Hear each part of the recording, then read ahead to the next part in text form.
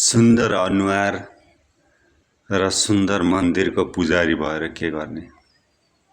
जब कर्मै राम्रो छैन भने अनुहारले भविष्यको राजकुमार त बन्न सकिँदैन नि।